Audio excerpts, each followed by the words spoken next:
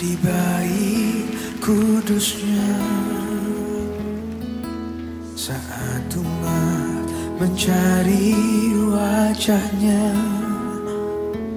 berseru, berdoa, bersujud menyembah dan menikmati kehadirannya.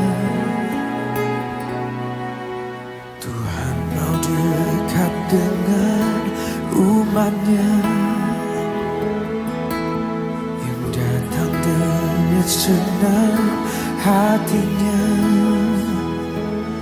Berseru, berdoa, bersujud menyembah dan menikmati kehadirannya.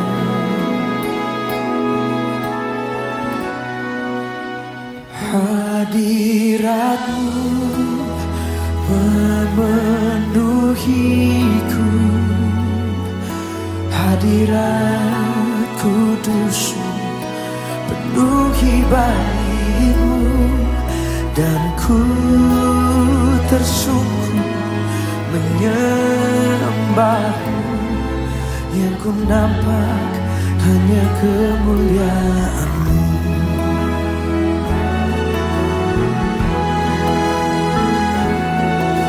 Tuhan hadir di bait kudusnya. Saat umat mencari wajahnya, berseru, berdoa, bersujud menyembah dan menikmati kehadirannya.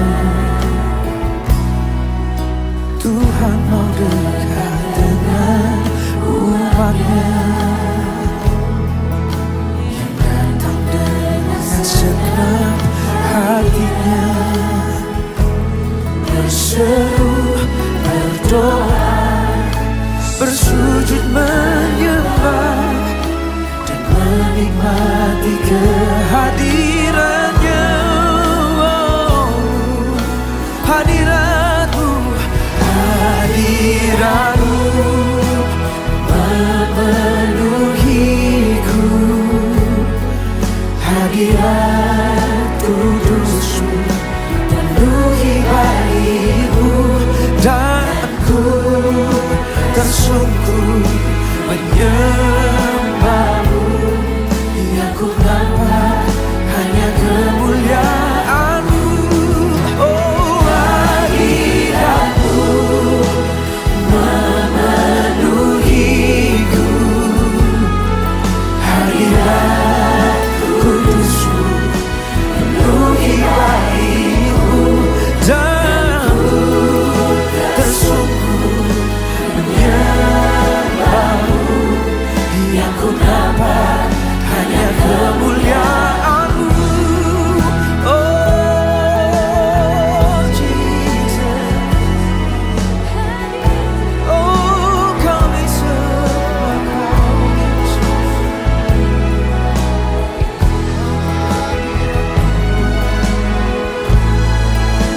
Oh Jesus, oh hadirat-Mu Yesus.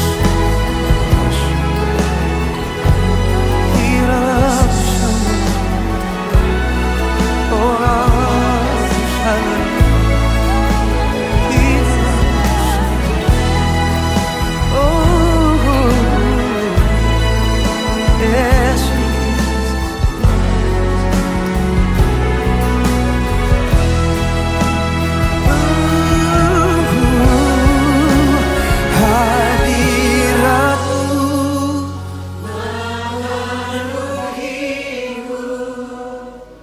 hadirat kudus-Mu penuhi baitmu, dan ku tersungkur menyembah-Mu. Yang ku nampak hanya kemuliaan-Mu. Oh hadirat-Mu. Shalom warga kerajaan, selamat hari Minggu, puji nama Tuhan. Kita bersyukur untuk kemurahan Tuhan yang menuntun kita. Luar biasa saudara, bulan ini kita memasuki satu tema yang baru, yaitu Loving the King, mengasihi Tuhan. Kalau saudara masih ingat, bulan Januari kita belajar bersama-sama tentang Chosen by the King. Kita dipilih oleh Sang Raja, Allah yang Maha Kuasa, Alfa dan Omega. Dia yang melihat kehidupan kita dari awal sampai akhir. Dialah yang berdaulat menentukan, menetapkan kehidupan kita. Kalau kita memahami betul tentang pemilihan Tuhan atas kehidupan kita, maka kita tidak punya alasan untuk ragu menyerahkan kehidupan kita, bersandar penuh kepada Sang Raja itu. Itu yang kita pelajari di bulan Februari kemarin. Kita belajar tentang surrender to the King, berserah kepada Tuhan. Nah, bulan ini kita akan belajar tentang loving the King, mengasihi Tuhan. Allah yang Maha Kuasa, yang menjadikan langit dan bumi, yang memilih dan menetapkan kehidupan kita. Biarlah kita memberikan kehidupan ini untuk mengasihi Tuhan. Ada suatu quote yang berkata bahwa kegagalan terbesar buat orang percaya adalah gagal mengasihi Tuhan. Mari kita belajar bersama-sama di sepanjang bulan ini, saudara. Ada beberapa ibadah yang kita lakukan sepanjang minggu. Ada ibadah raya pukul 10 pagi setiap hari Minggu melalui YouTube dan juga melalui Zoom gereja kita. Kemudian ada ibadah tengah minggu pada hari Rabu pukul 7 malam melalui YouTube gereja kita. Kemudian juga ada ibadah doa puasa setiap hari Sabtu pukul 12 siang. Saya mengajak setiap kita warga kerajaan untuk kita sama-sama bergabung, berdoa, memuji dan menyembah Tuhan, belajar firman Tuhan bersama-sama. Karena saya percaya bahwa firman Tuhan adalah kekuatan bagi kehidupan kita. Sekalipun kita masih beribadah secara online, saya percaya bahwa Tuhan berkarya dalam persekutuan orang percaya. Dimanapun saudara berada, mungkin di rumah saudara 2-3 orang berkumpul atas nama Tuhan, Dia hadir di antara kita semua. Bapak Ibu Saudara, bagi setiap kita yang akan memberikan persembahan, saudara bisa memberi melalui transfer ke rekening gereja yang ada di layar saudara pada saat ini. Mungkin ada persembahan persepuluhan, persembahan umum, ucapan syukur, dan persembahan yang lain. Saudara bisa memberi melalui transfer ke rekening gereja. Kita memberi dengan hati yang bersyukur untuk semua kemurahan Tuhan. Karena Tuhan itu baik bagi kita. Karena Dia terlebih dahulu melakukan segala sesuatu untuk kebaikan kita. Kita percaya bahwa Allah turut bekerja, bahkan di tengah-tengah pandemi ini, Allah turut bekerja untuk mendatangkan sesuatu yang lebih baik buat saya dan saudara. Oleh sebab itu kita memberi dengan hati yang bersyukur karena kita mengasihi Tuhan. Baik, pagi hari ini saya ajak setiap kita, mari buka hati kita bersama-sama untuk kita beribadah dari manapun kita berada, di rumah, di kantor, dimanapun kita berada. Biarlah sukacita dan hadirat Tuhan memenuhi kehidupan kita. Buka hati saudara, siapkan hidup saudara untuk diberkati oleh ibadah pada pagi hari ini. Tuhan Yesus memberkati.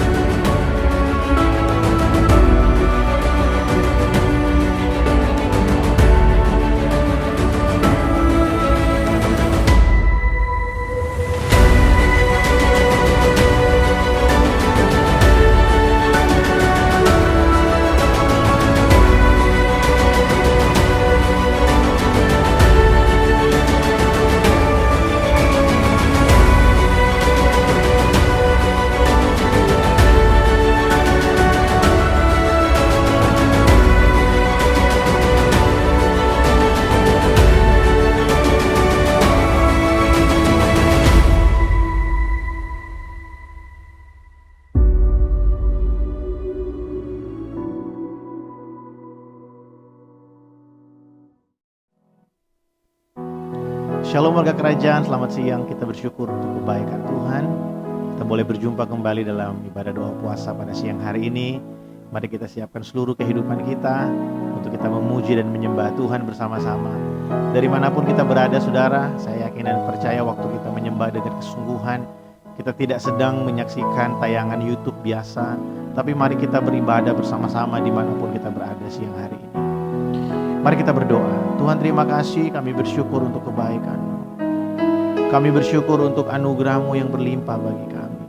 Kalau kami boleh ada sampai saat ini, semua karena kebaikan, semua karena kasih setiamu yang ajaib Tuhan. Kami meninggikan Engkau Yesus Kristus Tuhan. Kami muliakan namamu Tuhan. Datanglah kerajaan-Mu dan jadilah kehendak-Mu yang sempurna dalam kehidupan kami. Terima kasih Tuhan Yesus. Terima kasih Bapa. Kami naikkan syukur kepadamu. Terima kasih Bapa. Bapa, ku naikkan syukur padamu. Bapa, Bapa, ku sembah sujud kepadamu. Bapa, Bapa, ku naikkan syukur padamu. Bapa, Bapa, ku sembah sujud kepadamu.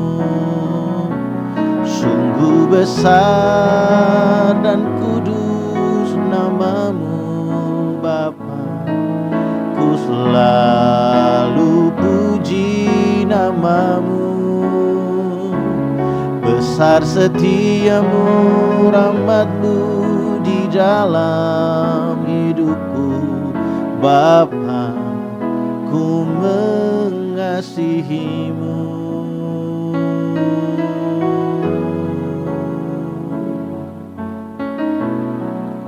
Kami naikkan syukur kepadamu Bapa. Bapa, Bapa, ku naikkan syukur padamu. Bapa, Bapa, ku sembah sujud kepadamu. Bapa, Bapa, ku naikkan syukur padamu. Bapa, Bapa, ku sembah sujud kepadamu. Sungguh besar dan kudus namamu Bapa, ku selalu puji namamu. Besar setiamu, rahmatmu di dalam hidupku Bapa, ku mengasihimu. Sungguh besar dan kudus namamu Bapa, ku selalu puji namamu. Besar setiamu, rahmatmu di dalam hidupku Bapa, ku mengasihimu. Kami bersyukur Tuhan. Terima kasih, Engkau baik bagi kami.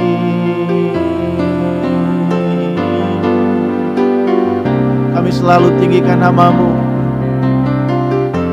dalam segala sesuatu yang kami lakukan Tuhan. Biarlah namamu yang disembah, ditinggikan. Oh, kami puji.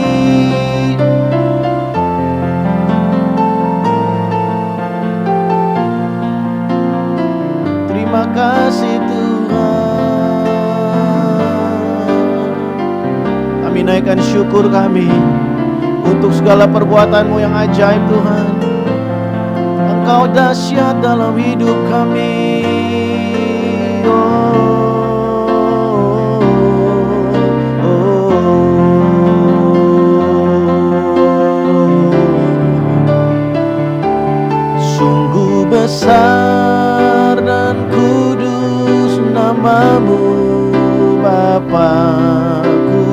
selalu puji namamu. Besar setiamu, rahmatmu di dalam hidupku. Bapa, ku mengasihimu. Sungguh besar dan kudus namamu. Bapa, ku selalu puji namamu. Besar setiamu, rahmatmu di dalam hidupku. Bapa, ku mengasihimu. Sungguh besar dan kudus namamu. Bapa, ku selalu puji namamu. Besar setiamu, rahmatmu di dalam hidupku. Bapa, ku mengasihimu. Besar setiamu, rahmatmu di dalam hidupku. Bapa, ku mengasihimu. Kami akui Tuhan siang hari ini. Besar setiamu, rahmatmu di dalam hidupku. Bapa, ku mengasihimu.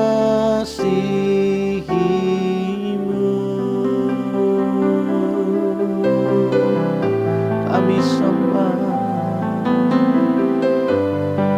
kami puji namamu. Oh, glory bagimu. Kami tinggikan Engkau Tuhan, kami sembah Kau, Yesus Tuhan. Kindarabaya soya darabaya siadarabo.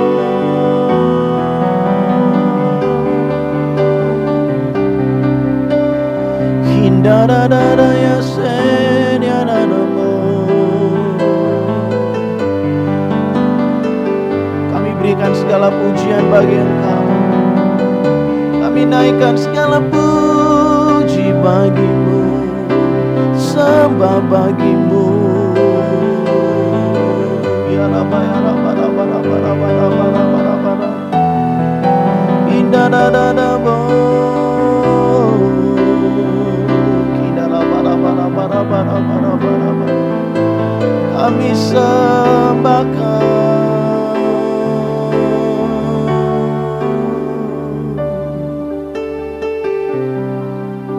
Kami selalu mau memuji Engkau Tuhan. Kami mau selalu meninggikan nama-Mu ya Tuhan.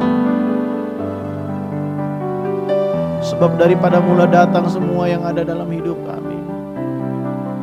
Daripada mula datang semua yang ada pada kami hari ini Tuhan.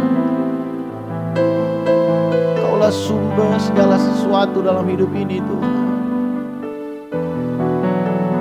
Terima kasih Tuhan Yesus. Kami sembah, kami puji nama-Mu. Makasih Tuhan. Sungguh besar dan kudus nama-Mu Bapa. Ku selalu puji nama-Mu.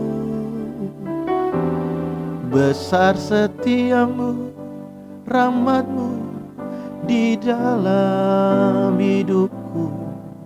Bapa, ku mengasihimu. Sungguh besar dan kudus nama-Mu Bapa. Ku selalu puji nama-Mu. besar setiamu, rahmat-Mu di dalam hidupku. Bapa, ku mengasihi-Mu. Bapa, ku mengasihi-Mu. Bapa, ku mengasihi-Mu.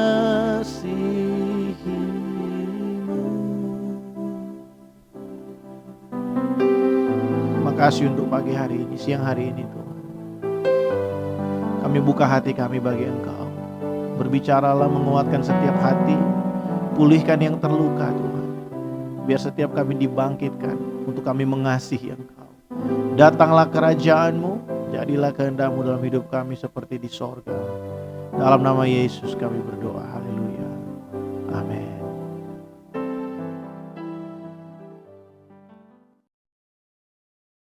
Shalom, selamat pagi Bapak Ibu Saudara-saudari yang dikasihi oleh Tuhan. Pada pagi hari ini kembali saya dipercayakan oleh Tuhan untuk menyampaikan isi hati Tuhan kepada kita semua yang mendengarkan. Mari sama-sama kita belajar. Pagi hari ini saya mengangkat tema berkenan di hati Tuhan. Mari kita sama-sama membaca di dalam Kisah Para Rasul 13 ayat yang ke-22. Saya akan bacakan. Setelah Saul disingkirkan, Allah mengangkat Daud menjadi raja mereka. Tentang Daud, Allah telah menyatakan, "Aku telah mendapat Daud bin Isai, seorang yang berkenan di hatiku dan yang melakukan segala kehendakku." Pada perenungan kita pagi hari ini, saya mau mengatakan bahwa Daud berkenan di hati Tuhan. Saya mengangkat kisah Daud pada pagi hari ini sebagai perenungan kita. Arti kata berkenan adalah selaras, suka, atau disukai. Berkenan artinya disukai, berkenan artinya selaras, seirama dengan jika Daud dikenan oleh Tuhan, berarti Daud selaras dengan hati Tuhan, berarti hati Daud selaras dengan Tuhan. Daud disenangi oleh Tuhan, Daud disukai oleh Tuhan. Sebelum kita membahas lebih jauh lagi soal Daud, mari kita sama-sama membaca 1 Samuel 13 ayat yang ke-14. Mari kita sama-sama buka Alkitab kita di dalam 1 Samuel 13 ayat yang ke-14. Saya bacakan, "Tetapi sekarang kerajaan-Mu tidak akan tetap. Tuhan telah memilih seorang yang berkenan di hatinya, dan Tuhan telah menunjuk dia menjadi raja atas umatnya, karena engkau tidak mengikuti apa yang diperintahkan Tuhan kepadamu." Di sini di ayat-ayat sebelumnya, di 1 Samuel 13 ini, ayat yang pertama hingga ayat yang ke-14 ini, di sini menceritakan tentang ketidaktaatan Saul pada saat pada waktu Saul mau berperang dengan orang-orang Filistin. Di sini Saul tidak taat kepada Tuhan, padahal Tuhan juga memilih Saul untuk menjadi raja atas Israel. Tetapi dengan ketidaktaatan Saul, akhirnya Tuhan memutuskan untuk menolak Saul. Tuhan memutuskan untuk menolak Saul. Dan di sini diceritakan karena Saul tidak taat, Saul orangnya ceroboh, Saul tidak mengandalkan Tuhan. Di sini ketika pada saat itu rakyat telah banyak rakyat yang meninggalkan Saul, dan di situ Saul menunggu-nunggu Samuel kok tidak datang. Di situ Saul mulai merasa cemas, Saul mulai merasa ketakutan pada saat itu, takut kalau dia kalah untuk melawan orang Filistin, sehingga Saul mendahului Samuel untuk membakar korban bakaran kepada Tuhan. Padahal di situ, setelah dia membakar korban bakaran itu, tidak lama kemudian Samuel datang. Kenapa Saul tidak menunggu sebentar untuk menunggu Samuel? Kenapa dia tidak memilih untuk taat kepada Tuhan dan menunggu Samuel sampai Samuel datang?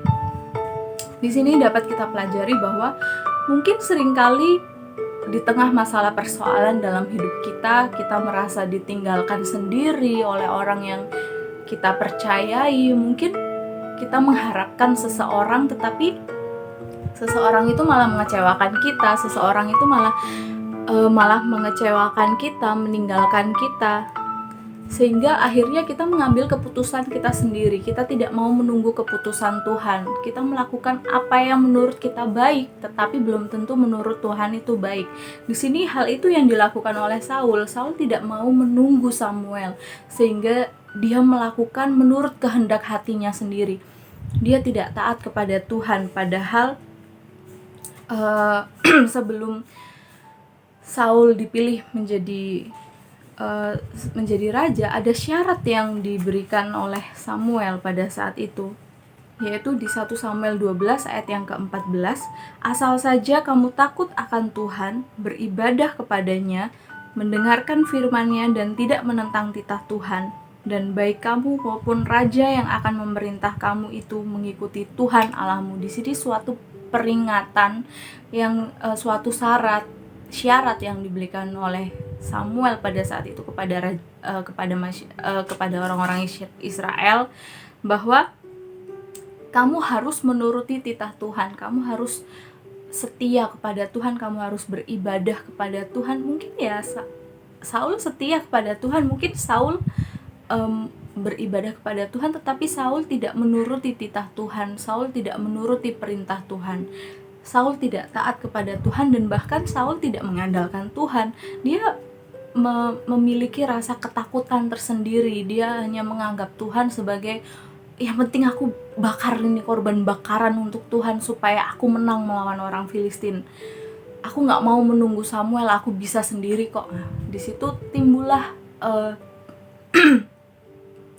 timbullah rasa mengandalkan diri sendiri, tidak mengandalkan Tuhan, dan merasa aku bisa sendiri. Seringkali dalam hidup kita sebagai orang percaya, kita ada di posisi seperti Saul. Kita merasa pilihan kita itu yang terbaik. Kita rasa nggak masalah lah kita ambil tindakan seperti ini, padahal justru itu menentang perintah Tuhan, justru itu menentang titah Tuhan. Padahal Tuhan sudah menjanjikan kepada Saul bahwa Tuhan akan mengokohkan kerajaan Saul atas Israel untuk selama-lamanya. Tetapi pada akhirnya janji Tuhan ini batal atas Saul, karena Saul memilih untuk tidak taat kepada Tuhan, karena Saul memilih untuk melakukan seenaknya dia sendiri, tidak mau menuruti titah Tuhan. Dan Saul cemas ketika rakyat itu pergi meninggalkan dia, dan Samuel tuh belum kunjung datang. Di dalam hatinya dia merasakan kecemasan, padahal dia harusnya tahu bahwa ada janji Tuhan. Aku percaya pasti janji Tuhan digenapi atas hidupku. Seharusnya Saul berpikir hal demikian, sehingga dia harusnya sedikit lebih sabar untuk menunggu kedatangan Samuel. Andaikan dia menunggu kedatangan Samuel dan andaikan dia menunggu kedatangan Samuel dan dia tidak melakukan hal bodoh, kata Samuel, dia pasti akan menang, dia pasti tetap akan menjadi raja atas Israel.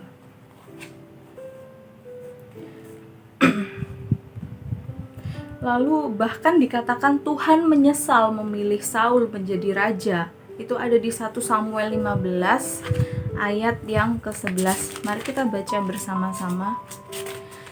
1 Samuel 15 ayat yang ke-11.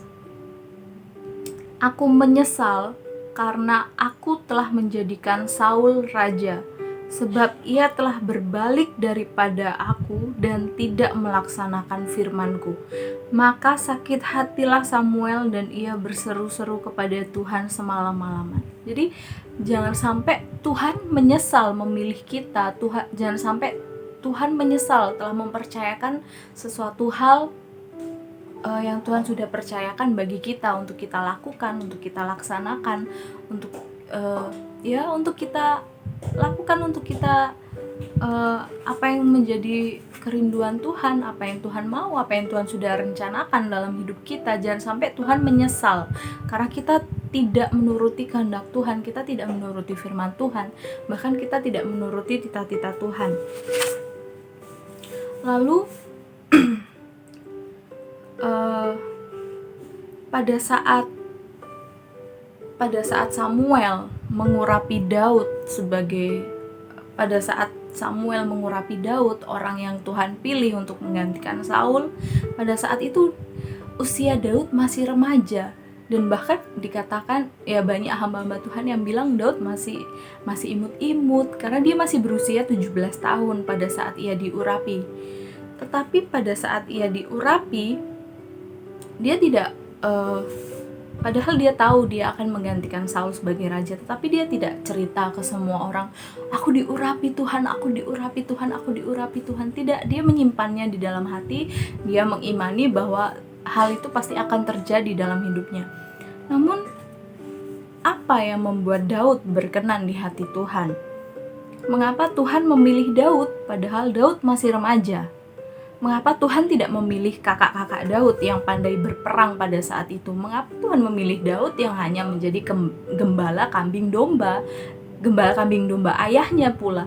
Jadi bukan kambing domba yang sekumpulan kambing domba yang banyak, tetapi hanya beberapa ekor. Mengapa kenapa Tuhan berkenan kepada Daud? Mengapa Tuhan memilih Daud? Kenapa Tuhan tidak memilih kakak-kakak Daud yang pada saat itu perawakannya tinggi-tinggi, yang usianya sudah cukup, yang usianya sudah matang? Mengapa Tuhan tidak memilih kakak-kakak Daud? Padahal di situ dikatakan menjadi pengganti Saul, menjadi raja atas Israel, sedangkan Daud bukan orang yang pandai berperang. Bahkan Daud bukan salah satu orang yang ikut berperang pada saat itu. Kenapa Tuhan tidak memilih kakak-kakak Daud yang pada saat itu ikut bersama-sama dengan Saul berperang melawan orang-orang Filistin pada saat itu? Mengapa Tuhan memilih Daud? Mengapa bukan kakak-kakaknya Daud? Karena ada sesuatu yang istimewa di dalam diri Daud yang Tuhan lihat itu, dan itu adalah potensi yang Daud miliki untuk Daud bisa menjadi raja. Ada sesuatu yang istimewa yang Tuhan lihat di dalam hati Daud. Ada keistimewaan, dan bahkan dikatakan Daud adalah orang yang taat. Dia setia kepada hal-hal yang kecil. Bahkan ketika waktu itu pada saat Samuel datang, pada saat Samuel datang, Daud sedang menggembalakan kambing domba, bukan ada bersama-sama dengan Samuel pada saat itu. Di sini dapat kita lihat bahwa ketika Tuhan memilih seseorang untuk dikenan, dimanapun seseorang itu berada, apapun status orang itu, apapun pekerjaan orang itu, berapapun usia orang itu, jika Tuhan berkenan kepada seseorang, Tuhan akan memilih seseorang itu, dan Tuhan tidak akan pernah salah dalam memilih sesuatu. Dalam memilih seseorang atau mempercayakan sesuatu kepada seseorang itu, karena Tuhan melihat ada suatu potensi, ada suatu keistimewaan yang dimiliki oleh seseorang itu. Begitu juga Daud, ada sesuatu yang istimewa di dalam hati Daud, di dalam diri Daud, yang menarik perhatian Tuhan, sehingga Tuhan Tuhan mencintai Daud, Tuhan mengasihi Daud, bahkan Tuhan berkenan, hati Tuhan berkenan untuk Daud. Daud berkenan di hati Tuhan. Kalau saya boleh pelajari, apa sih keistimewaan Daud? Setelah saya cari-cari tahu keistimewaan Daud, ya hanya Tuhan yang tahu. Kenapa Tuhan memilih Daud sebagai orang yang berkenan di hati Tuhan? Dan bahkan di firman Tuhan pun semua tokoh Alkitab yang Tuhan katakan dia berkenan di hatiku, itu hanya Daud, hanya Daud yang berkenan di hati Tuhan. Ya, saya nggak katakan bahwa semua tokoh Alkitab tidak berkenan di hati Tuhan, tidak, tetapi ada banyak anak-anak Bapak, tapi hanya ada beberapa yang berkenan di hati bapaknya. Ada sama seperti orang tua memiliki 4 anak misalkan, Memang orang tua itu mengasihi keempat anaknya, tetapi di antara 4 anaknya pasti ada beberapa anaknya yang menjadi keistimewaan untuk untuk orang tuanya. Mungkin anak yang pertama, atau mungkin anak yang paling terakhir, yang paling kecil, atau bagaimanapun, ya yang tahu orang tuanya sendiri kenapa dia menganggap anak itu istimewa untuk dirinya. Ya setelah saya mikir-mikir, saya cari-cari, ya lalu saya berpikir ulang, oh ya mungkin ya hanya Tuhan yang tahu kenapa Daud istimewa di hati Tuhan, kenapa Daud berkenan di hati Tuhan. Dan pada saat Daud diurapi oleh Samuel, Daud saat itu sedang berusia 17 tahun. Dia masih remaja. Dia tetap kembali untuk menjadi gembala kambing domba ayahnya. Dia tidak langsung menjadi raja pada saat itu. Dia tetap setia dalam perkara kecil, kepada tugas kecil yang orang tuanya berikan kepada dia. Dan Tuhan melihat hal itu. Tuhan melihat bahwa Daud setia dalam perkara yang kecil.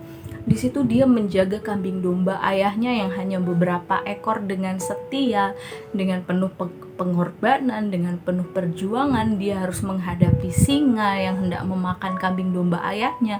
Dia harus menghadapi beruang yang hendak memakan kambing domba ayahnya. Dia setia dalam hal yang kecil, dia setia. Dia tidak bersungut-sungut, dia tidak bahkan dia melakukannya dengan sukacita. Dia meniup serulingnya pada saat dia menjaga kambing dombanya, dan itu hanya Tuhan yang tahu. Tidak ada orang yang tahu bagaimana perjuangan Daud menjaga kambing domba ayahnya pada saat itu. Hingga pada suatu ketika Tuhan mempercayakan Daud untuk membunuh Goliat, orang Filistin yang besar pada saat itu. Hingga saat itu Tuhan mengizinkan Daud untuk melakukan perkara yang lebih di atas lagi sebelum dia menjadi raja. Lalu masuk kepada poin apa sih yang membuat Daud berkenan di hati Allah? Apa sih yang membuat Daud istimewa bagi Tuhan? Apa sih yang membuat apa sih keistimewaan Daud? Apa sih yang membuat Daud bisa berkenan di hati Tuhan? Yang pertama yang bisa saya bagikan adalah hati Daud memiliki kerinduan di hati Allah. Ada di dalam, mari kita baca di dalam Mazmur 26. Mazmur 26 ayat yang ke-8. Daud memiliki hati yang selalu rindu akan Tuhan. Mazmur 26 ayat yang ke-8. Tuhan, aku cinta pada rumah kediaman-Mu dan pada tempat kemuliaan-Mu bersemayam. Jadi Daud memiliki hati yang selalu rindu di hati Tuhan. Ini yang menjadi mengapa Daud berkenan di hati Tuhan, karena Daud memiliki hati untuk selalu melekat kepada Tuhan. Daud memiliki hati yang selalu rindu kepada Tuhan. Bahkan pada saat Daud diurapi oleh Samuel, di situ roh Tuhan mulai bersemayam atas Daud, dan roh Tuhan mulai melingkupi Daud, dan pada saat itu hubungan antara Daud dengan Tuhan semakin dekat. Daud semakin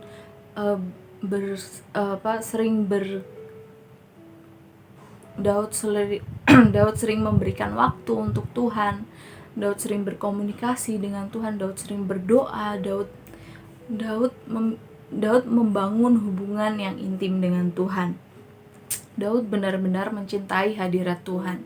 Bahkan pada saat itu Daud membangun tabut Allah pada saat itu, karena Daud memiliki hati yang benar-benar rindu kepada hadirat Tuhan. Daud membangun keintiman dengan Tuhan. Daud benar-benar mencintai hadirat Tuhan. Yang kedua, Daud selalu membangun keintiman dengan Tuhan. Mari kita baca bersama-sama di dalam Mazmur 119. Saya bacakan. 7 kali dalam sehari aku memuji-muji Engkau karena hukum-hukum-Mu yang adil. Dan di sini dikatakan bahwa 7 kali dalam sehari, kalau Daniel, Sadrak, Mesak, dan Abednego 3 kali dalam sehari memuji Tuhan, itu juga Tuhan menolong mereka dengan sangat luar biasa. Apalagi di Daud 7 kali dalam sehari. Di sini membuktikan bahwa hati Daud memiliki kerinduan di hati Allah, dan Daud selalu membangun hubungan yang intim dengan Tuhan 7 kali dalam sehari. Orang-orang zaman sekarang sehari sekali aja belum tentu memiliki waktu untuk Tuhan, atau ya bahkan Tuhan katakan tidak sanggupkah engkau berjaga-jaga dengan aku 1 jam saja? Karena mungkin banyak akhir-akhir ini, belakangan ini, orang-orang sulit memberikan waktu untuk Tuhan. Mereka selalu sibuk bekerja, atau mereka sibuk dengan gadget, atau dengan hal-hal yang lain yang mungkin tidak terlalu penting. Tetapi di sini Daud memiliki hubungan yang intim dengan Tuhan yang sangat luar biasa, yang mungkin saat ini tidak ada orang yang bisa sama seperti Daud, memiliki hubungan yang luar biasa dengan Tuhan 7 kali dalam sehari. Minum obat aja 3 kali sehari, tapi ini Daud 7 kali dalam sehari. Ini mungkin gak ada yang dilakukan Daud selain dia berkomunikasi dengan Tuhan. Tidak ada hal lain yang dilakukan Daud selain dia memberikan waktunya untuk Tuhan. Mungkin pada saat dia menggembalakan kambing domba ayahnya, pada saat itu dia tetap membangun hubungan yang intim dengan Tuhan. Dia tetap berkomunikasi, dia tetap berdoa, dia tetap memuji Tuhan. Bahkan saat ini pun banyak pujian-pujian, lagu-lagu rohani yang dikutip, yang diambil dari kitab-kitab, dari kitab Mazmur, dari nyanyian-nyanyian Daud yang Daud tulis di dalam kitab Mazmur ini. Karena Daud senang memuji Tuhan, karena Daud suka bergaul intim dengan Tuhan, karena Daud suka memberikan waktunya dengan Tuhan. Banyak kata-kata yang Daud berikan untuk memuji keindahan Tuhan, keagungan Tuhan, kebaikan Tuhan, kebesaran Tuhan. Dan pada saat dia terdesak dalam pelariannya, dia dikejar-kejar oleh Saul, dia tetap berdoa kepada Tuhan 7 kali dalam sehari. Dia menaikkan pujiannya, dia menaikkan doa-doa syafaatnya bagi Tuhan. Dia tidak ada satu hari pun dia tidak mengingat Tuhan, tidak ada satu hari pun dia meninggalkan Tuhan, tidak ada satu hari pun dia tidak memuji Tuhan. Dia selalu memuji Tuhan. Bahkan hal yang ketiga yang dalam perenungan saya pada saat ini adalah Daud tidak mau menyia-nyiakan waktu untuk tidak merindukan hadirat Tuhan. Jadi di sini saya mau katakan bahwa Daud tidak mau menyia-nyiakan waktunya untuk hal-hal yang lain yang tidak penting, yang bukan untuk memuliakan Tuhan, yang bukan untuk berkomunikasi dengan Tuhan, yang bukan untuk membangun hubungan yang intim dengan Tuhan. Daud tidak mau menyia-nyiakan waktu itu. Daud memberikan seluruh waktunya untuk Tuhan, seluruh tenaganya, apapun yang dia lakukan, dia mau mempermuliakan Tuhan, dia mau memberikan semua yang terbaik untuk Tuhan.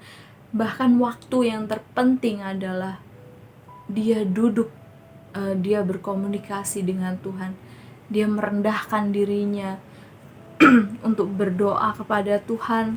Bahkan di sini dikatakan di dalam Mazmur 5, Tuhan, pada waktu pagi engkau mendengar seruanku, pada waktu pagi aku mengatur persembahan bagimu dan aku menunggu-nunggu. Jadi bukan Tuhan yang menunggu Daud, tetapi Daud yang menunggu Tuhan. Pagi-pagi dia bangun pagi, ketika semua orang belum bangun, dia bangun pagi untuk dia memberikan persembahan kepada Tuhan. Dia memberikan persembahan syukur kepada Tuhan karena betapa baiknya Tuhan. Bahkan ada pujian, kecaplah dan lihatlah betapa baiknya Tuhan. Itu karena pujian syukur dari Daud yang Daud berikan untuk mengutarakan betapa baiknya Tuhan itu di dalam hidup kita, di dalam hidup saudara dan saya. Di sini pada waktu pagi, pada waktu petang, Tuhan mendengar seruan Daud pada saat itu. Pada waktu pagi aku mengatur persembahan bagimu. Di sini dapat kita pelajari bahwa Daud tidak mau menyia-nyiakan waktunya selain selain merindukan hadirat Tuhan. Dan Daud menunggu-nunggu, bukan Tuhan yang menunggu-nunggu Daud, tetapi Daud yang menunggu-nunggu Tuhan. Seringkali saat-saat ini Tuhan yang sering menunggu-nunggu umatnya untuk datang mencari Tuhan, menunggu-nunggu umatnya untuk datang berdoa kepada Tuhan. Tetapi Daud melakukan hal yang berbeda, Daud melakukan hal yang luar biasa. Dan ini keistimewaan yang dimiliki oleh Daud, yaitu dia memberikan seluruh waktunya untuk Tuhan. Dia mencintai hadirat Tuhan, dia selalu membangun keintiman kepada Tuhan.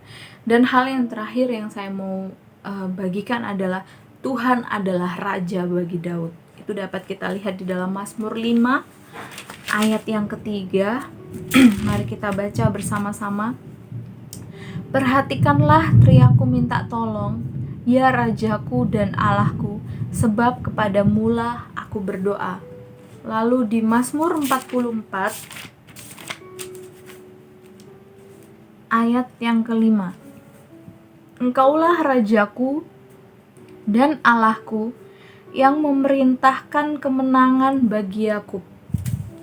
Lalu ada lagi, mari kita baca Mazmur 74. Namun engkau, ya Allah, adalah Rajaku dari zaman purbakala, yang melakukan penyelamatan di atas bumi. Jadi di sini dapat kita lihat bahwa Daud adalah raja, tetapi dia menganggap dirinya adalah sebagai pelayan karena dia memiliki raja lagi. Daud adalah raja, tetapi dia menganggap Tuhan adalah raja. Berbeda dengan Saul. Saul menganggap Tuhan hanya sebagai agar Saul bisa menang melawan Filistin pada saat itu. Tetapi berbeda dengan Daud. Daud menganggap Tuhan sebagai raja bagi dirinya. Daud menganggap Tuhan sebagai raja bagi atas hidupnya. Bukan dia menganggap dia raja, tetapi Daud menganggap Tuhan adalah raja dalam dirinya. Berbeda dengan Saul. Saul menganggap bahwa Tuhan adalah pribadi yang akan menolong dia, hanya sebagai kalau dapat dikatakan adalah mungkin sebagai penyembuh atau seperti itu. Bisa diibaratkan, oh saya sakit, saya butuh Tuhan karena saya sakit, seperti yang pernah saya sampaikan sebelumnya. Saul menganggap Tuhan hanya sebatas itu, tetapi berbeda dengan Daud. Daud menganggap Tuhan adalah raja, sehingga dia harus melayani raja. Dia harus melayani Tuhan dengan baik, dengan sebagaimana pelayan yang baik, hamba yang baik melayani tuannya, melayani rajanya. Itulah yang dilakukan oleh Daud. Padahal Daud adalah seorang raja, tetapi dia mau melakukan yang terbaik untuk rajanya. Bahkan Daud yang berkata bahwa dia adalah raja di atas segala raja. Di dalam kita baca di dalam kitab Mazmur. Dalam Mazmur Daud, dia katakan bahwa dia adalah raja di atas segala raja. Dia adalah Tuhan yang maha tinggi, Allah yang maha tinggi. Di sini dapat kita lihat bahwa Daud benar-benar memiliki keistimewaan yang luar biasa. Daud adalah orang yang berkenan di hati Allah, dan bahkan Daud adalah dipercayakan dari keturunan Daud lah Sang Mesias, yaitu Yesus Kristus itu lahir. Yesus Kristus itu ada dari keturunan Daud. Karena Daud adalah orang yang dipilih oleh Tuhan, orang yang dipercayakan oleh Tuhan, orang yang berkenan di hati Allah. Pada pagi hari ini kita bisa belajar, kita bisa mempelajari bahwa kita harus selalu membangun keintiman dengan Tuhan. Sebagai orang yang percaya, kita harus tahu cara mengasihi raja kita. Di sini Daud sudah melakukan perannya. Daud sudah menunjukkan kepada kita peran-peran apa saja yang bisa kita lakukan untuk kita mengasihi Tuhan, untuk kita mengasihi raja kita, raja di atas segala raja.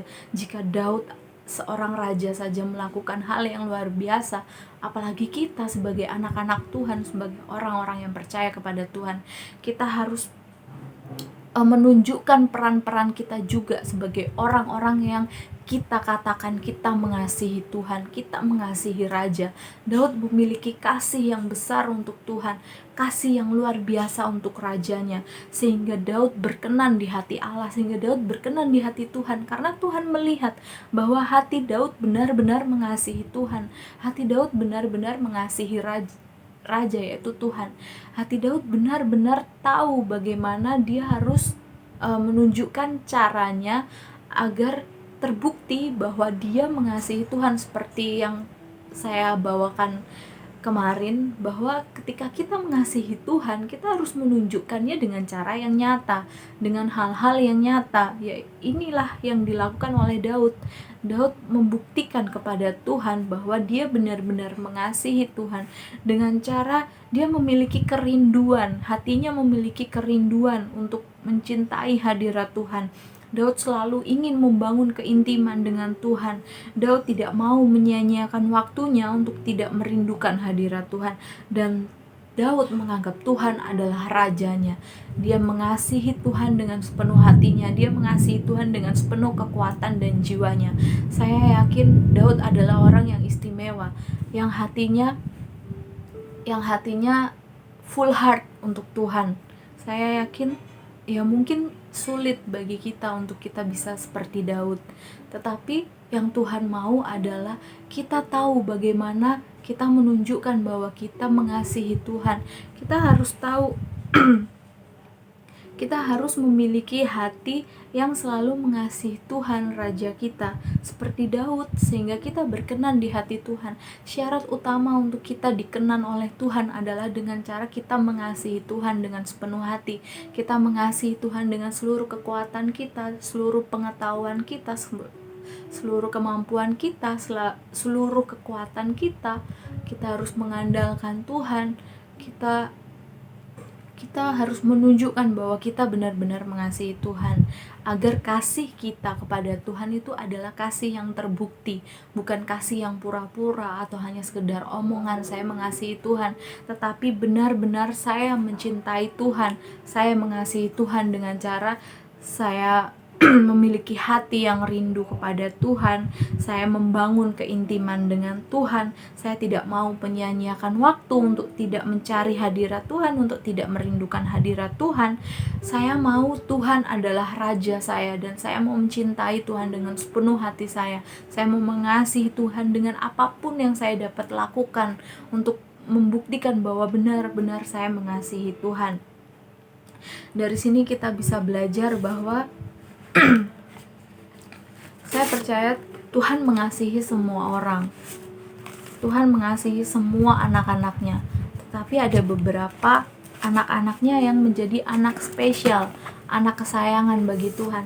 Dan saya harap, mari kita belajar bersama-sama. Biarlah anak-anak spesial, anak-anak istimewa yang dikenan di hati Bapa, yang dikenan di hati Tuhan adalah kita, anak-anaknya yang dipilihnya, yang mengasihi Tuhan dengan sungguh-sungguh. Kitalah yang menjadi anak-anak yang berkenan di hadapan Tuhan. Amin. Kita adalah anak-anak yang berkenan di hati Tuhan karena kita mengasihi Tuhan dengan sungguh-sungguh. Kita mencintai Tuhan dengan seluruh hati kita, seluruh pikiran, tenaga, kekuatan, waktu, semua yang bisa kita berikan untuk Tuhan. Mari kita berikan dengan sungguh-sungguh untuk Tuhan, bukan dengan keterpaksaan, bukan dengan agar saya dapat berkat Tuhan, agar saya diberikan mujizat oleh Tuhan, tetapi biarlah agar kita dikenan oleh Tuhan.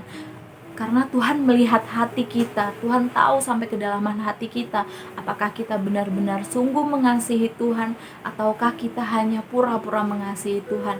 Kita harus belajar, kita harus mengambil tindakan pada pagi hari ini, bahwa saya mau dikenan oleh Tuhan, saya mau mengasihi Tuhan dengan sungguh-sungguh seperti Daud, agar saya berkenan di hati Tuhan. Mari kita sama-sama berdoa pada pagi hari ini untuk menutup perenungan kita pada pagi hari ini.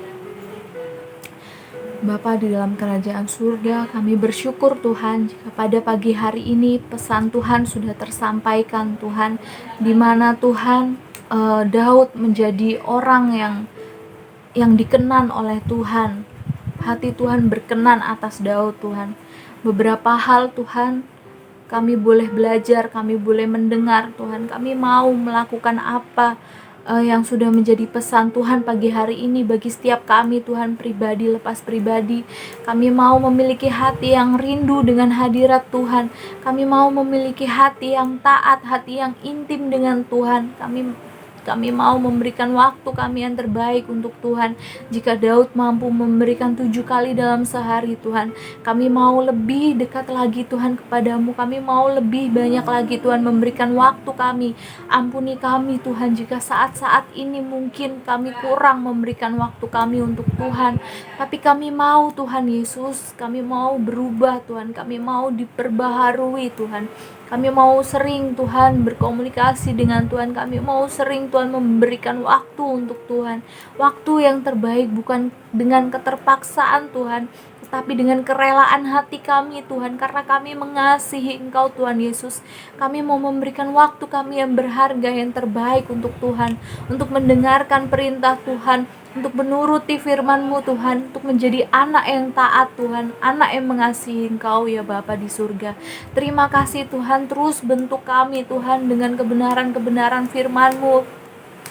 Siapapun hamba Tuhan yang Tuhan sudah percayakan untuk menyampaikan Tuhan, kami mau terus diperbaharui, kami mau terus diubahkan Tuhan Yesus. Terima kasih Tuhan, jika pada pagi hari ini Tuhan, hari yang baru ini Tuhan, kami mau menyangkal diri kami Tuhan, kami mau berpuasa Tuhan. Kau berikan kekuatan bagi setiap kami Tuhan yang menjalankan. Kami mau melalui penyangkalan diri kami Tuhan, kiranya Tuhan rencana Tuhan, kehendak Tuhan semakin dinyatakan dengan sempurna atas hidup kami Tuhan Yesus. Terima kasih Tuhan Yesus, biarlah melalui penyangkalan diri kami ini Tuhan, kami semakin kecil dan Tuhan semakin besar di dalam diri kami Tuhan Yesus. Terima kasih Bapa di surga, terima kasih ya Allah Roh Kudus. Kami mau Tuhan, biarlah firman ini tertanam di dalam hati kami, bertumbuh, berbuah Tuhan, berbunga Tuhan, yang lebat, yang manis Tuhan Yesus. Dan kami mau berakar Tuhan di dalam hati kami Tuhan, di dalam hidup kami, sehingga menjadi rema yang indah Tuhan bagi kami. Terima kasih Tuhan Yesus. Hanya di dalam nama Tuhan kami Yesus Kristus kami sudah berdoa. Haleluya, puji Tuhan. Amin.